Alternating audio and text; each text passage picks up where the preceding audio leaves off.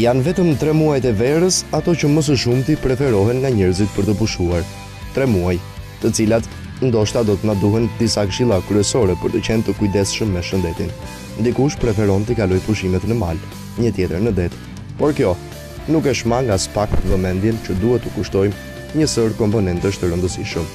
Larmishmëria e ushqimeve, temperaturat e larta, uji i detit e shumë të tjera janë të pashmangshme në përditshmërinë tonë gjatë kësaj periudhe. Një nga problematikat më të përhapura në kohën e pushimeve janë ato me lëkurën, që mund të jenë të natyrave të ndryshme. Dermatologja Eriona Shehu bën thirrje që të zbatojmë oraret e qëndrimit në diell.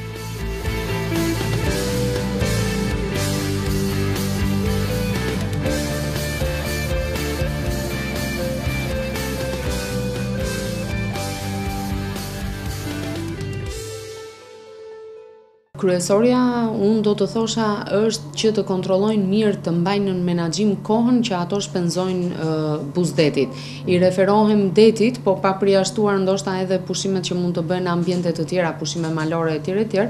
Por detit kryesisht sepse aty është fluksi më i madh dhe është targeti kryesor i pushuesve. Duhet të ruhen jashtëzakonisht në sensin që të jenë koshient për kohën që harxojnë nën ekspozimin, nën rrezatimin e diellit dhe t'i respektojnë ato orare të cilat ne u synojmë, u mëshojmë jo pa qëllim. Do të thënë, nga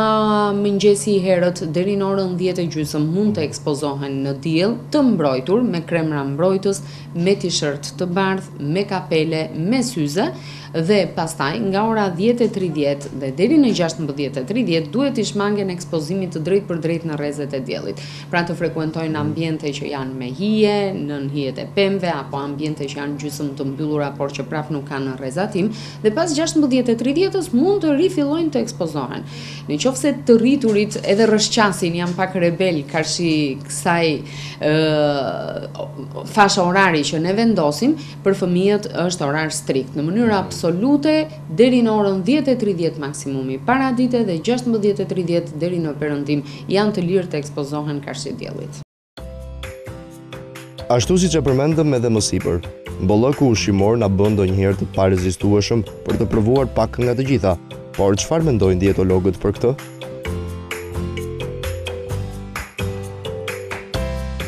Këshilla ime e parë do ishte në fakt për personat që bëjnë pushime, zgjedhin pushime që t'i bëjnë diku jashtë, në një resort, në një hotel, ndoshta të mrekullueshëm, por që duke marrë paketa all inclusive, janë faktikisht janë të prirur të konsumojnë më tepër ushqime se ç'duhet, pasi mundësia e përzgjedhjes dhe gama e ushqimeve është e pafundme, ndaj dhe nuk arrin të kontrollojnë sasinë e ushqimeve që përdorin, natyrisht nuk arrin të kontrollojnë yndyrrat e ngopura që ato konsumojnë. Gjenden përpara tavolinave të mbushura plot me ushqime, po kështu dhe me pije alkolike. Këshilla ime është të jeni të kujdesshëm që mos të kthehen nga pushimet me 3-4 kg më tepër. Gjithashtu duhet jemi të kujdesshëm gjatë kësaj periudhe vere me toksikimet. Shumë kujdes duhet të bëjmë me produktet e qumshtit. Bëhet fjalë në pushime, në çadra, kur ne shkojmë të jemi të kujdesshëm në konsumimin e qumshtit, pasi është elementi ndoshta në maj, në top listën e ushqimeve të cilat mund të shkaktojnë toksikime. Po kështu edhe mishrat në konsumin e tyre apo të peshkut, pra gjërat duhet jenë sa më të freskëta, të gatuara në çast, ushqime që nuk kanë qëndruar shumë të ekspozuar në diell, pasi këto janë të problematike mjaft për organizmin. Ujin do këshilloja që të jemi dhe të kujdesshëm edhe në blerjen e konsumit të ujit, pasi uji në ato bidonat plastik të ekspozuar për një kohë të gjatë në diell përsëri sjell probleme me çrrimin e disa substancave kancerogjene. Dietologja Anila Kalleshi bën një klasifikim të atyre produkteve që nuk duhet ta tepërojmë me konsumim gjatë periudhës së verës. Dhe ajo që vjen re, pushime të skuqura apo të tjera me përmbajtje të lartë të yndyrës, është mirë që të mos i konsumojmë në masë. Ushqimet që duhet të shmangen në këtë stin vere janë ushqime që ne gjithmonë kemi folur dhe kemi këmbgulur që mos të përdoren ushqimet e procesuara, ushqimet kryesisht brumrat, të cilat rrjedhin nga dritrat të procesuar, nga karbohidratet të cilat përftohen kryesisht nga konsumimi i ëmbëlsirave, çokoladave, i pijeve me gaz, të cilat kanë patjetër sasi të tepër të sheqeri, nga pijet energjike, nga konsumimi i lëngjeve të frutave të konservuara, të cilat përveç se kanë sheqer të tepërt, kanë aromatizues, kanë konservant, të cilët janë të dëmshëm për organizmin, ushqimet e skuqura të cilat përmbajnë yndyra të ngopura dhe janë vështirë për të tretur ose për të kthyer në formë të mirë pas konsumimit të tyre. Këto janë ushqimet të cilat duhet të shmangen. Lëngjet natyrale të frutave, sallatrat që nuk mungojnë gjatë stinës së verës, janë ideale për të konsumuar në mënyrë që kur të kthehemi, mos kemi një bark më të madh.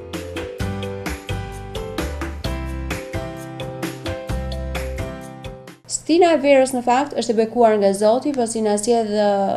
shumë ushqime të cilat na ndihmojnë për të mbajtur një trup në formë perfekte, gjithashtu për të marrë mjaft vitamina, mineral, antioksidant, të cilat na ndihmojnë mjaft mirë për të pasur një trup të shëndetshëm, është e rëndësishme, duke pa përjashtuar ndoshta edhe një trup në formë perfekte. Dhe për të përfituar këto,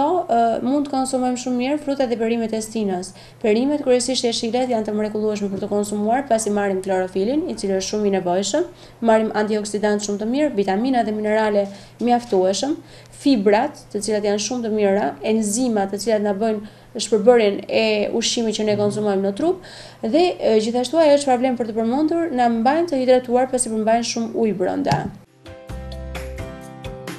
Pak javë më parë, Instituti i Shëndetit Publik bëri një vëzhgim në plazhet e vendit duke klasifikuar në përfundim disa zona as pak të përshtatshme për të pushuar. Ndotja e ujit është një fenomen i përsëritur në çdo sezon veror në plazhet e Shqipërisë, përpos iniciativave për pastrimin e tyre. Sipas të njëjtit raport, në fakt, Klodi, edhe një plazh që është shumë trendi, unë nuk dua ta përmend se adhuroj, është edhe ai gjithashtu i kontaminuar, është futur në hartën e flamujve me ngjyrë të errët, sepse kështu bëhet klasifikimi të paktën në Perëndim. Flamuri blu është plazhi më i pastër, flamuri kuq është ai që ka ekspozimin apo ngarkesën më të lartë mikrobike. Dhe nuk i shmangim dot. Absolutisht nuk i shmangim dot. Por ideja është që të tregojmë të kujdesshëm në masat para dhe pas daljes nga deti. Futemi në det, lahemi, shpenzojmë kohën aty dhe menjëherë pas daljes shplarje të menjëhershme me ujë, që është një këshill në fakt që unë po e jap sidomos tek prindrit për fëmijët që i kanë të vegjël, që i kanë motak apo kanë bërë vitin apo diçka aty afër, dhe i këshilloj gjithmonë që të mbajnë një enë të madhe me ujë të pastër, ujë çezme, dhe pastaj të bëjnë shplarje sapo fëmia del nga deti, në mënyrë absolute. Domethënë një shplarje menjëhershme, sepse nuk mund të pretendohet të lahesh me ujë dhe me sapun në çdo rast që del nga deti, por një shplarje menjëhershme do ishte shumë e mirë. Për pastrimin e plazheve, Agjencia Kombëtare e Bregdetit ka angazhuar qindra punëtor për të bërë pastrimin e tyre. Gjithashtu, vjelja e të ardhurave nga ato hapësira që jepen me qëra në Bregdet. Sipas kryetarit Agjencisë Kombëtare të Bregdetit, Eurontare, do të rriste më shumë të ardhurat që më pas përkthehen në investime për ruajtjen dhe pastrimin e plazheve publike. Do të caktojmë në vazhdim të asaj që bën vjet, pra me ushtrim, që ishte një gjendje emergjente, si vjet nuk mendojmë që është gjendje emergjente, por kemi vendosur 300 punonjës në situash kujdestar plazhi në të gjithë vijën bregdetare, në plazhet kryesore, ku këta punonjës do të jenë punonjës pastrimit të përditshëm, pra mëngjes, drekë, darkë, të pastrojnë plazhet, të mbajnë sa më pastër të jetë e mundur. Kemi bërë planifikimet dhe rregulloret përkatëse të çdo plazhi, që sigurisht, duke qenë se situata zgjedhjeve nuk ka mundur të na lejojë ta diskutojmë seriozisht këtë ndarje, pra ndryshimin e formulës, shpresojmë që nga shtatori me daljen e ligjit të turizmit do të na japi pastaj përparësi që këto planifikime dhe këto rregullore të futen në funksion, pra plazhi do të jetë i planifikuar qartësisht, do të ketë një rregullore të mirë përcaktuar. Dhe pastaj do të diskutohet ajo formulë që ne kemi thënë të menaxhimit dhe për mbledhjen e të ardhurave, ku vitin e kaluar mbledhja e të ardhurave ka qenë në një nivel prej 800 milion lekësh të vjetra, përfshirë dhe Pogradecin edhe komunën Dënisht, ku vetëm nga deklarimi i hapësirave të dhëna me qira nga komuna dhe bashkit, në mënyrë konservatore ne kemi llogaritur rreth 5 milionë euro të ardhura, pra nëse mblidhen këto të ardhura, të cilat duhet i rikthehen përsëri vijës bregdetare me investime, me sinjalistik, me ujë dhe zeza, me kriteret, do mundohemi që të arrijmë të paktën disa plazhe këtë kriterin e Blue Flag, kriterin evropian, por të cilat duan kohë, duan si thuash ndërmarrje ligjore për të ndryshuar situatën dhe duhet ndryshoj patjetër formula e menaxhimit sepse formula që kemi ne sot, pra 23 vjet, është e dështuar. Nëse do vazhdojmë kështu, nuk do të funksionojë asgjë dhe situata do të jetë ashtu siç e kemi deri më sot. Një tjetër problematik në sezonin veror është edhe djegja e lëkurës nga rrezet e diellit, si pasojë e qëndrimit me orë të zgjatura dhe pa u mbrojtur. Kjo sjell në shumë raste dhe infeksione të lëkurës që prek më së tepërmi moshat e vogla. Do flas për djegjet, janë djegjet nga dielli, të cilat janë të tmerrshme, ne na vinë fëmijët në të tilla sezone verore me djegje të pjeshme ose dhe totale të gjithë trupit dhe arrin deri në atë pikën që krijohen fulltakat në për lëkurën e tyre sepse kanë qëndruar gjatë, janë ekspozuar shumë pa kriter, të pambrojtur, të palyer dhe detyrimisht duhet të marrin mjekim. Dhe mjekimi nuk do të jetë ai tradicionali me kosa, po ku diun se çfarë janë ca metoda alternative kastravet. Por do marrin mjekim të mirëfillt që konsiston e para në mënyrën se si do zlëncojnë lëngjet e humbura, duhet pinu ujë sa më shumë që të jetë e mundur, do marrin kremra që aplikohen për pas djegjes dhe do marrin dhe substanca nga goja të cilat janë antialergjike për të qetësuar një çik ato lëndët që ngrihen, pjesëtarët tanë mbrojtës të organizmit që ngrihen dhe aktivizohen sa herë hasin në situatat pa dëshiruara. Pastaj janë ndotjet bakteriale që shkaktojnë infeksione të natyrës folikulite, impetigo, të cilat kanë dhe probabilitetin, sidomos kjo e fundit, që të jenë shumë të kontaminueshme, do të thënë sidomos në ambiente pediatrike. Fëmia me fëmijën përqafohet dhe shfaqet me njëherë impetigo nga kontakti i drejt për drejt. Problemet të tjera pastaj mund të jenë edhe mykoza të shumta, pra dermatofitira, apo mykra që vendosen në zonën në lëkurë apo dhe në zonat e thonjve, që gjithashtu kërkojnë edhe ato një mjekim të mirë dermatologjik. Duhet të referohen tek dermatologu. Këtu lind një tjetër mungesë shërbimi në plazhe, ai shëndetësor. Shërbim shëndetësor duhet të ketë, dhe sigurisht ne si Agjenci Kombëtare për Detit nuk merremi me shëndetësinë, por sigurisht në planin e masave të marrë nga Kryeministria është kërkuar që dhe në vijën mbretërore shërbimi shëndetësor të jetë më i dukshëm dhe më i pranishëm pra në bregun e parë, në vijën e parë, ashtu siç ne eksperimentuam me shumë sukses vjet së bashku me ushtrinë në kampet e ushtrisë që u ngritën, kishte edhe shërbim shëndetësor dhe nga numri i madh i vizitave që është bërë tregon që ky është një shërbim i domosdoshëm për që në paktën në plazhet e mëdha. Se sa mundësi ka Ministeri e Shëndetësisë për ta bërë këtë gjë është çështje tjetër, por ne po mundohemi që të bëjmë të mundur që mjekësia, pra shërbimi shëndetësor, të jetë aktiv në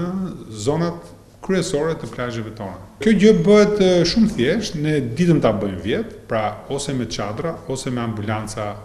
që lëvizin, pra të lëvizshme, ose edhe me kontenier, janë disa shembuj jashtë, ku kontenier të posaçëm vendosen në plazhet e mëdha me shenjat e dallueshme, ku publiku pastaj shkon dhe merr ndihmën e parë. Nëse ne kemi mandatin dhe fondet për ta bërë, ne nesër, por fakti është që kjo ka një ministri tjetër dhe duhet koordinuar që të kemi të paktën në plazhet kryesore shërbim shëndetësor. Gjithsesi, përpos këshillave që kanë të bëjnë me kujdesin nga dielli, uji dhe ushqimet, janë të shumta rastet e abuzimit me këto element. Por çfarë duhet të bëjmë në rast se kthehemi nga pushimet me disa kilogram më tepër?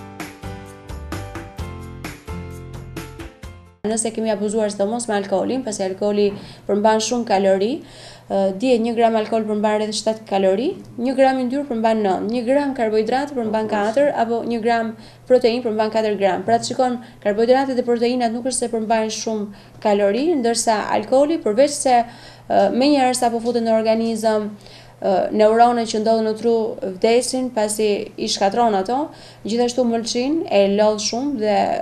krijon shumë probleme të tjera në organizëm alkooli, përveç kalorive të tepërta që marrim, ndaj jemi të kujdesshëm dhe në konsumimin e alkoolit apo kokteleve, jemi të kujdesshëm të bëjmë një përzierje ndoshta me perime. Pra lëngun e tyre ta shoqërojmë ndoshta me lëng kastraveci, me lëng gjinxheri, me selino, mund të shtojmë ndoshta lëngun e bostanit, i cili është i mrekullueshëm. Në këto momente ne do të jemi të kujdesshëm. Në qoftë se ne pas cinës së verës, pas pushimeve, ne kemi marrë 3-4 kg të tepërta, duhet fillojmë të mbajmë një regjim ushqimor të balancuar, jo të mirë ekuilibruar, pra të bazuar në sasinë e nevojshme energjike edhe në sasinë e duhur të proteinave, karbohidrateve, yndyrnave dhe të gjithë mineraleve dhe vitaminave, por kuptohet e reduktuar në sasi dhe e kufizuar, duke shtuar sa më shumë te aktivitetin fizik i cili është i padiskutueshëm. Ndërsa kujdesin më të madh duhet ta kenë moshat e rritura, pasi tek ata është më e vështirë të treten yndyrnat e tepërta në organizëm. Moshat e thyera kryesisht duhet jenë shumë të kujdesshëm pasi metabolizmi i tyre është i ulët dhe e kanë shumë të vështirë për të rikthyer formave trupore, pasi edhe aktiviteti fizik i cili i lejohet atyre personave është disi më i reduktuar. Ndaj për këta persona do ishte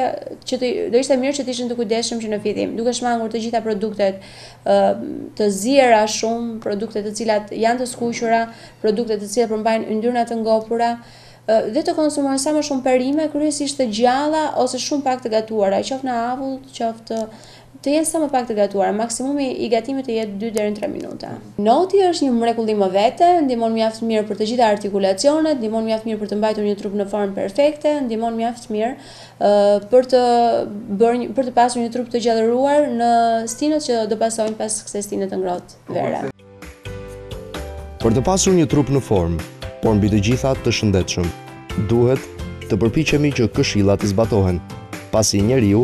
është ajo çfarë ai ha.